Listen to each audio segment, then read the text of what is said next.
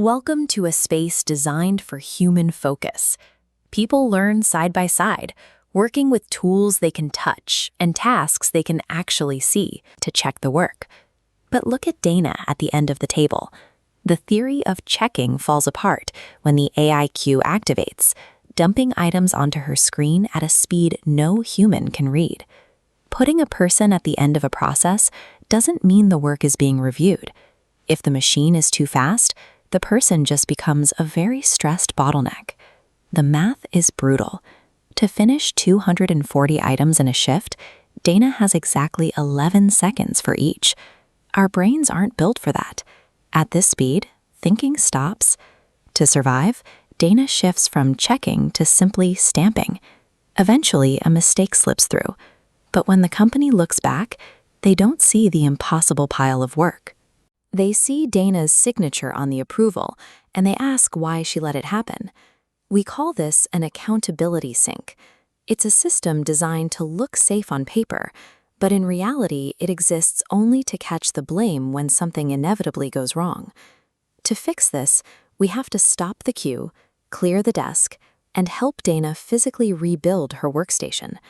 True accountability is only fair if the person has the time and tools to do the work, and the power to actually say no to the machine. Instead of a vague box on a chart, we're going to build a functional checkpoint. This is a deliberate blueprint that defines exactly how a station should work. A real gate is an engineered part of the workflow.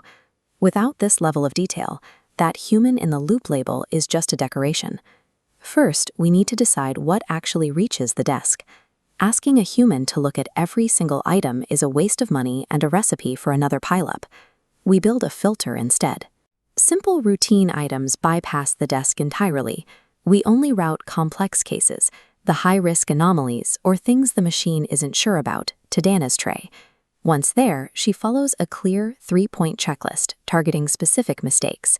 When we define exactly what reaches the desk and exactly what the human does with it, we turn the job from a guessing game into a skill that can be taught and mastered. To keep the review real, we give it an honest time budget. If that checklist takes 4 minutes to finish properly, then we must limit the number of items that can reach the desk in an hour. Human attention is a consumable, not a faucet. It drains with repetition. Capping the daily workload and building in breaks isn't a perk.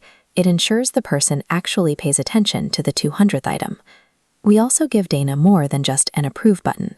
She needs the power to act, to fix a small error herself, reject a bad one, or escalate a confusing case.